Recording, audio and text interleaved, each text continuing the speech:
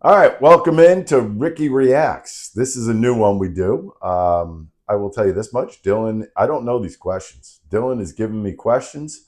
I don't know how I'm going to react to them. I don't know how I'm going to answer them. I don't even know if I'm going to answer them correctly. So this is just something we're kind of pulling off. It's not just sports. It's pretty much anywhere he wants to go with this. You can catch me, Silvana Kelleher, Bill Colarulo. We're on Unfiltered, Monday through Friday, 2 to 6.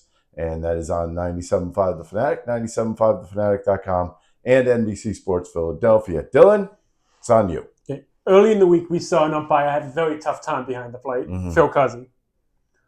What was your worst experience with an ump during your playing career? Wow. I didn't have a lot of bad experiences. Believe it or not, I did not. I'm sure I've had some experiences where it was like, shake my head, shake my head. But most of the time, it was about getting to know the umpires, because once you know the umpires, you knew what kind of strike zones they had. You knew the guys that had the big strike zones. You knew the guys that would kind of tighten it up on you. I can't really say that I had one least favorite umpire. I had a best friend from high school who was on my high school baseball team. He was a major league umpire. So those are the games where I had to literally come in and I had to kind of behave, because he would literally shame, shame, shame on you type thing if I came in and was a little nasty to an umpire here or there. But I will tell you this much. I remember there was an umpire named Frank Pulley. This is no joke. If he was doing behind the plate on a Sunday afternoon and I was coming in to pitch, he would literally come out like halfway to the mound. So I'd walk up to him, and just so the hitter and myself could hear it, he would literally go, "Let's go. Throw strikes, everything, hitter, swing the bat." And he'd walk back and I'd say, "Frank, what'd you say that for?" He said, "I got a plane to catch. So it's time to quicken up the game. So let's go." So it was like, I mean, the umpires were a little different back then. They were, it was like every one of them had their own strike zone though. So it was kind of, you better know who the umpire is or else you're not going to pitch very well. That was my bottom line for that. I never really hated a certain umpire at all. At all. I thought Joe West was a little kind of tough guy, but that's about it. Outside of the obvious Barry Bonds situation, did you ever get ejected? I did. I got ejected a few times. My worst one was in spring training. I threw a curveball and hit somebody in the head, and I got thrown out of the game. It was after I had given up a home run, so it probably looked a lot worse than it was. But it was a curveball, and literally I got thrown out of the game. And I forgot who the hitter was. He was jogging to first base, and he was like laughing, like, "They threw you out for that?" And I was like, "I guess I don't." You know what? Sometimes you don't even care. I mean, it is what it is. I already got my work in. I didn't need to get my head beat in anymore in spring training. So it was time to get out of there anyway. So I'll take it. I mean, the worst part about getting kicked out, it's the fines. Even in spring training, you get fined.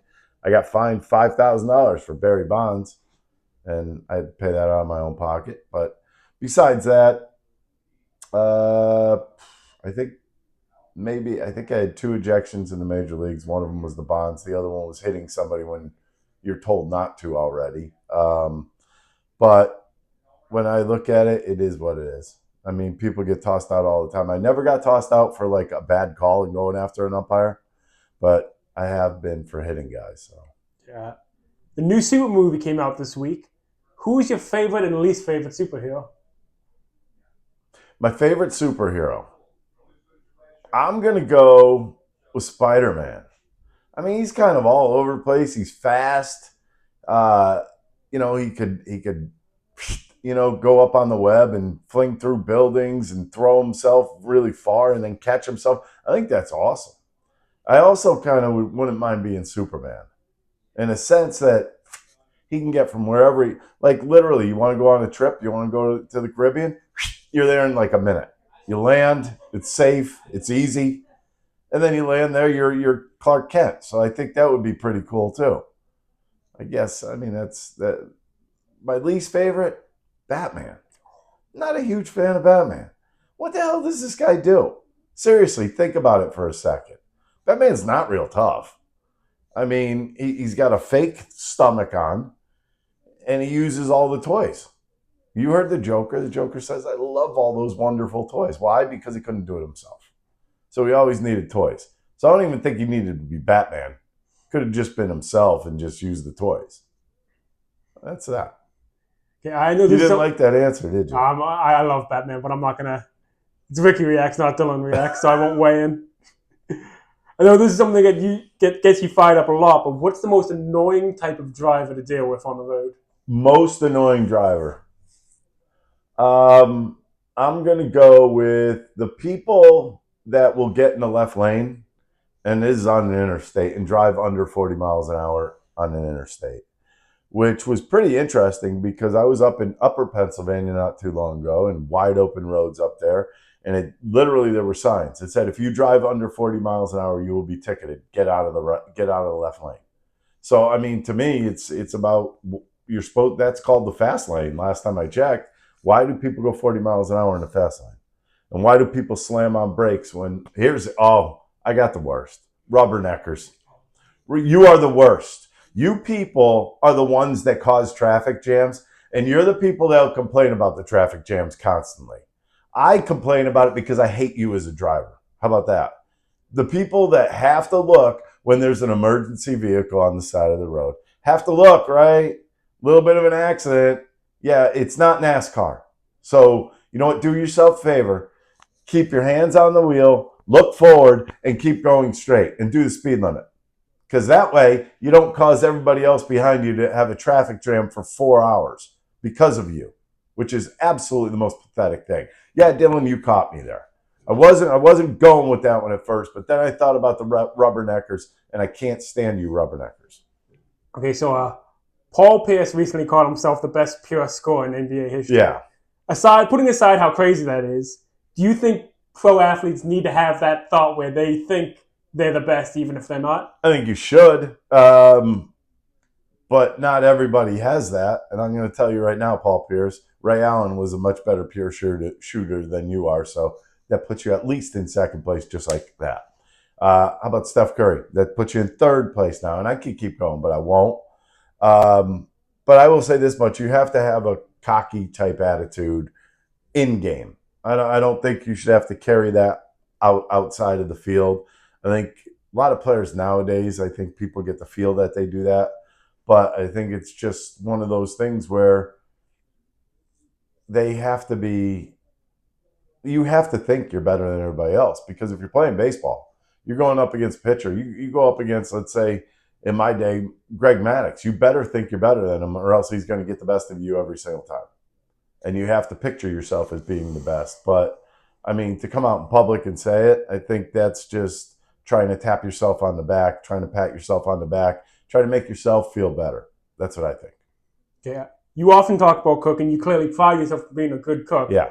But if you have someone coming over and you want to impress them, what is your go-to meal that you make that like this is like what I'm best at? Um, probably, probably chicken piccata. I'm a big chicken piccata. I like chicken piccata. So if you don't, then you're not coming over. Um, I mean, I just think you can make that with so many different things. You can make it with different types of asparagus.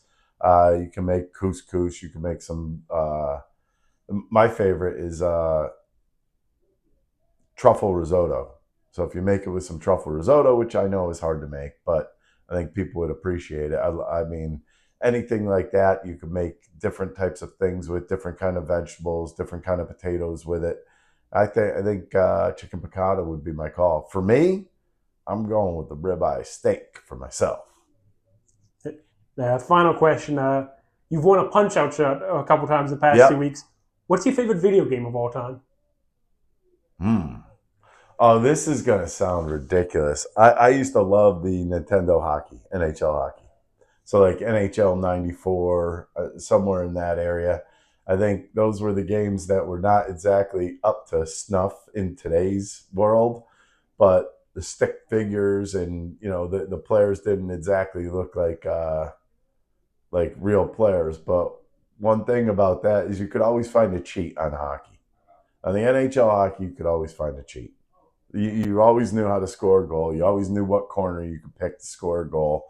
And you knew what teams had the best skaters. So I think that would definitely be the one. I can't say that I would want to go with that. Donkey Kong was always pretty cool too.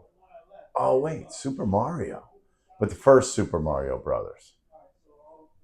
It was hard the first couple times through. And of course, once you do it once, it became easier. But I would say either Super Mario's or Hockey 94. Well, there you have it. That's Ricky Reacts, myself and Dylan McKinnon. Right over here, like and subscribe. Catch myself, Silvana Kelleher, and Bill Colarulo on 97.5 The Fanatic, NBC Sports Philadelphia. That's unfiltered, 2 to 6, Monday through Friday. Thanks for watching Unfiltered on YouTube. You could like and subscribe down here. You could also see our other shows over here. Go ahead and watch them all. We love when you watch. The one thing, hey, you could also catch us on 97.5 The Fanatic, 97.5thefanatic.com, and NBC Sports Philadelphia. See you there.